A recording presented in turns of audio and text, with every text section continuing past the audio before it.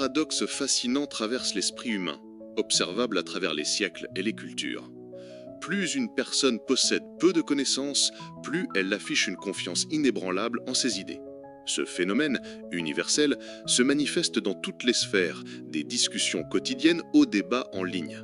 Certains s'expriment avec une certitude absolue sur des sujets comme la politique sans connaître l'histoire, ou prodiguent des conseils médicaux sans la moindre expertise.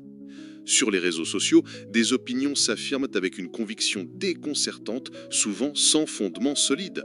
Ce qui rend ce paradoxe troublant, c'est que l'ignorance s'exprime avec une assurance rarement égalée par ceux qui maîtrisent véritablement un sujet. Ce phénomène, observé par les penseurs à travers l'histoire, porte aujourd'hui un nom, l'effet Dunning-Kruger. Ce biais cognitif révèle que les individus peu compétents dans un domaine surestiment systématiquement leurs aptitudes. Ce n'est pas seulement un manque de savoir, mais un piège mental où l'ignorance empêche de reconnaître ses propres limites. Les personnes concernées ne savent pas assez pour percevoir leurs erreurs, créant un cercle vicieux où leur incompétence se nourrit de leur confiance illusoire.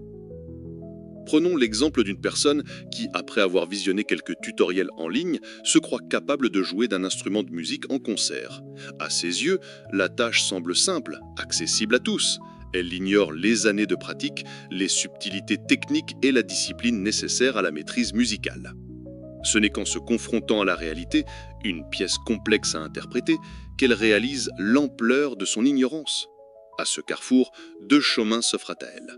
Reconnaître ses lacunes et entamer un apprentissage humble, ou s'accrocher à sa fausse assurance en rejetant la faute sur des facteurs externes. Cet effet ne se limite pas à la musique ou aux disciplines techniques.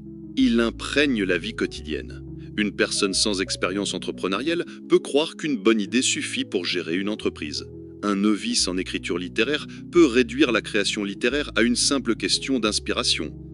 Dans notre monde hyper connecté, où l'information est à portée de clic, cette illusion de savoir est amplifiée. Un article lu en diagonale ou une vidéo de quelques minutes suffisent à certains pour s'ériger en experts. Pourquoi ce phénomène ? Le cerveau humain cherche à simplifier le monde, à identifier des schémas cohérents. Il est plus confortable de croire qu'un sujet est maîtrisé que d'admettre sa complexité. Les connaissances superficielles donnent l'illusion d'une compréhension complète, sans contradiction.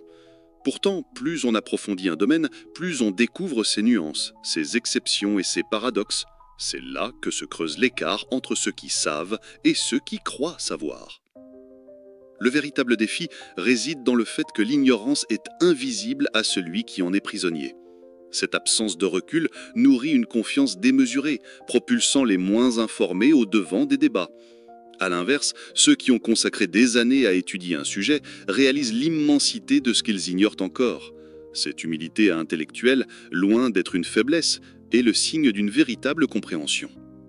Les experts authentiques, qu'ils soient scientifiques, philosophes ou artistes, savent que la maîtrise est un processus sans fin où chaque réponse soulève de nouvelles interrogations.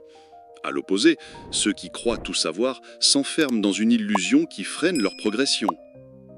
Dans un monde où l'information abonde, la distinction entre accès à données et compréhension profonde est cruciale. Lire un article ou visionner une vidéo ne suffit pas de faire d'une personne un expert. La facilité d'accès à l'information a réduit la patience nécessaire à un apprentissage rigoureux, favorisant des réponses rapides qui masquent la complexité. Cette culture de l'instantanéité récompense les affirmations tranchées plutôt que les réflexions nuancées, amplifiant le fossé entre perception et réalité. Pour briser ce cycle, il faut repenser notre rapport au savoir.